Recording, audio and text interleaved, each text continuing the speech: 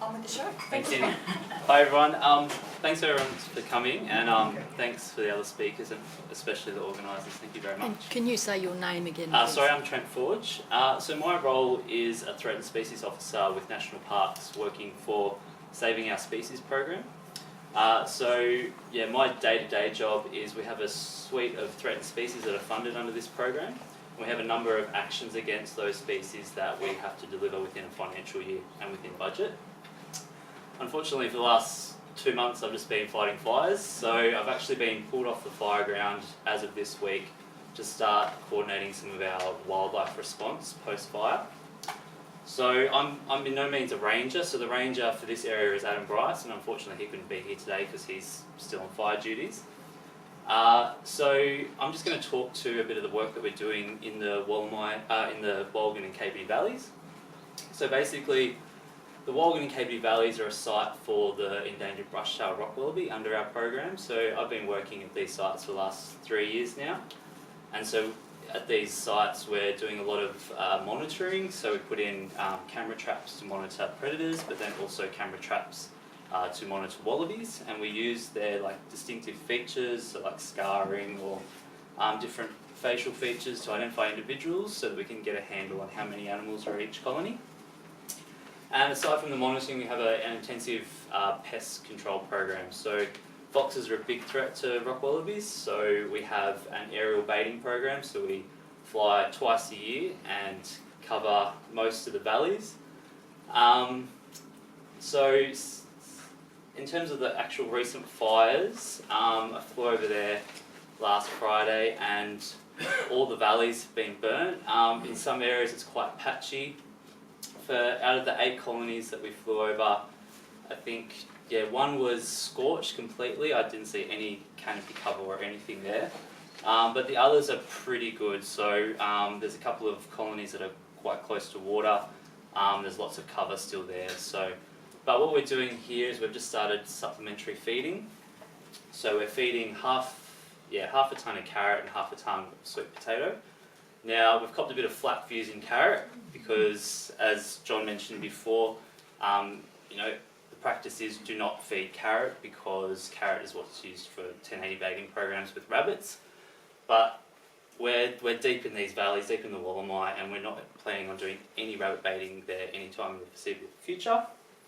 And the reason why we did go with carrots there was because they had a high water concentration. So we can't actually get out on the ground and put out water feeders. So we're feeding half carrots. And then we're sticking with half sweet potatoes because our other site out Janolan is also a rock wallaby site. Unfortunately we can drive to there.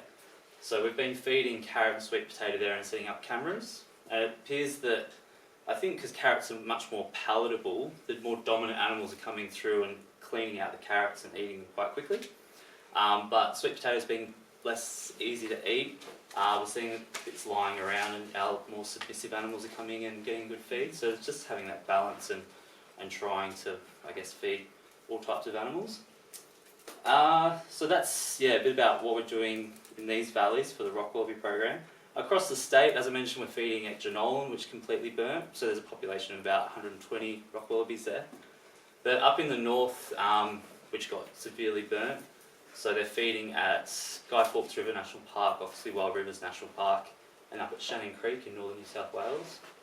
And there's also a site up there, Carrickabundy National Park.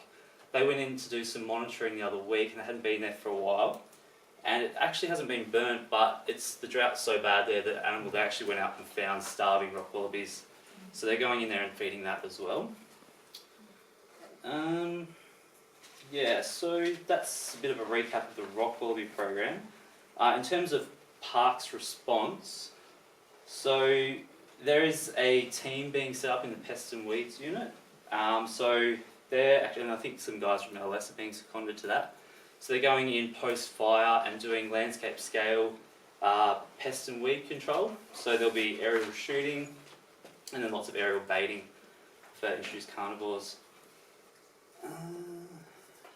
So just touching on what John mentioned before, a lot of these national parks are still active fire grounds, so it is actually illegal to go there.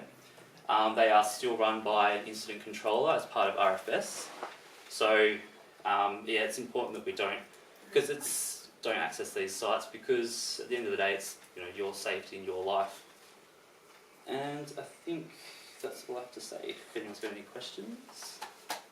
Is there a program in this local area for actually rescuing injured animals? Like, I mean, there are koalas in this area, and I haven't heard whether anyone is helping them out, as in rescuing injured ones, or even... So from National Park? Yeah, for this local area, yeah. Yeah, so national parks wouldn't go out into the valley and just rescue animals, like that's what wires and wildlife carers would do. Do you mean on national park itself? Well, yeah, anyway, I mean, if the fireys come across an injured animal, oh sure, yeah, what do they do with it? Yeah, so crew members have found injured wildlife on the fire ground, Yeah. and they get taken to wires. Oh, okay. Yeah. So there's wires centres. So you weren't here for John Marsh? Were you not here right at the beginning for John? No, I wasn't, Marsh's- so I okay, probably sorry. missed that part. Right. Oh, okay. Yeah, Just sorry. to that just quickly too. Wires hasn't. I don't know about. John can speak for wildlife carers, Net. Wires hasn't been actively doing black walks and searches in fire grounds because we've found that to be fairly unproductive. If you go right into the areas which are severely burned, you get crispy critters in there. Yeah. What we've been doing is working extensively with the landholders around the margins of the burned areas. I'm from Bathurst, I'm representing Central West Wise. We go from basically the western fall of the Blue Mountains through Lithgow out to Bathurst Orange and out to Molong, so it's only the eastern bit of our patch which has been impacted. But we're working with local landholders, door knocking and saying, please keep your eyes peeled, here is the number, phone wires, someone will come and rescue the animal. And that's the places where we're also establishing the feed and watering stations. So for wires point of view, we haven't been actively searching at this time because of the implications of having to have people trained up and in PPE and everything else to put them onto a fire ground. And that's the way that most of the animals that we have in care as a result of burns have come in. That they've just been called in by members of the public who found them just using the normal rescue number, basically. Yeah, I think that's great advice. And just to reiterate that, I've been on fire grounds post fire, and we haven't found any injured wildlife, just dead wildlife, or survivors. So the rock wallaby colony at Jenolan, just from the few cameras we've set up on some feed stations, we've already identified 30 individuals out of the 120, and that was just based on 2 camera traps. So. And I mean, it makes sense there because they've got these deep limestone caves that they can get away. They'll survive the fire. It's just going forward now that we need to supplementary feed and water. Excuse me, Trent. How large is the colony up the Capity River? Do you have a rough idea of numbers, and do you have a guess yet as to how badly that was impacted in terms of numbers? Yeah, so we've got cameras. So we have an array of cameras that get sort of rotated around colonies, and then we do individual IDs. So for these, so basically, I don't know if you're familiar with how the colonies work in the valley.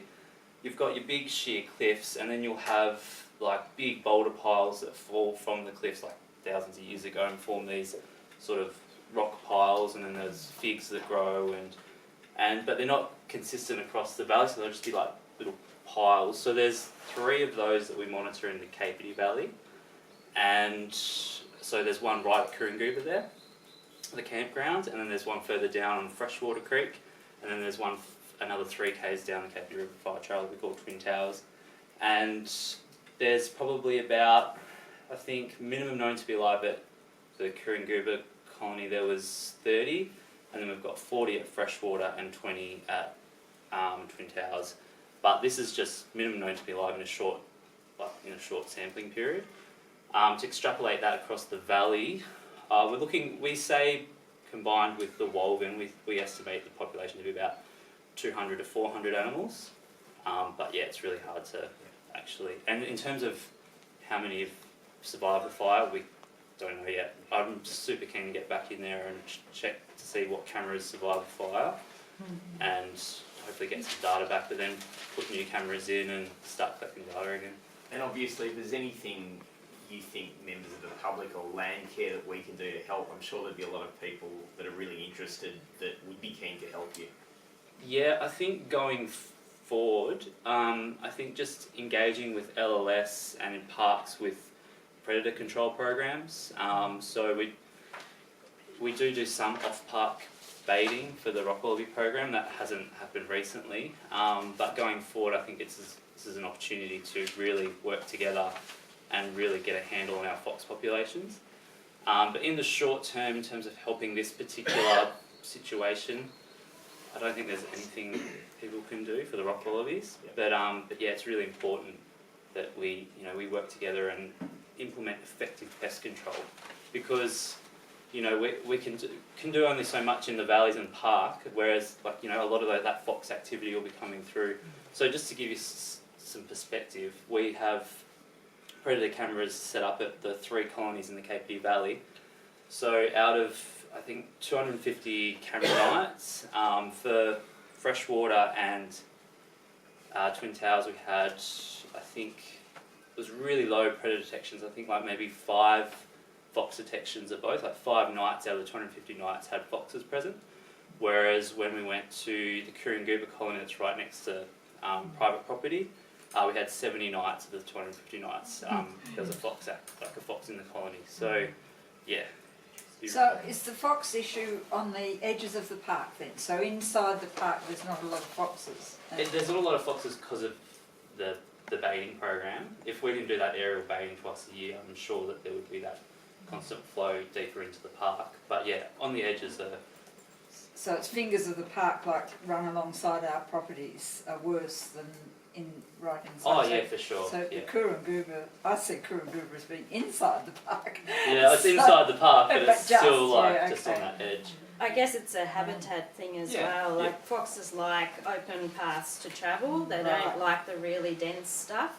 So And we've Kurunguba's got created. that in itself. It's got some open Yeah. That's stuff. right, so- and we've created a perfect habitat for those introduced predators. So that's why we tend to find higher densities Mm. in that interface than right in the intact pieces of bush. Yeah, sure. But yeah, I mean, if we weren't to implement any predator control there, we would have Yeah, of course. higher. So is it helpful for local people to make sure they pay attention, like we've got a workshop next week, is it? Well, Bethany's going to talk Oh, next. good, Yeah. okay. Actually, that's a great segue into the next section. We're setting that up, Julie. Final question. So,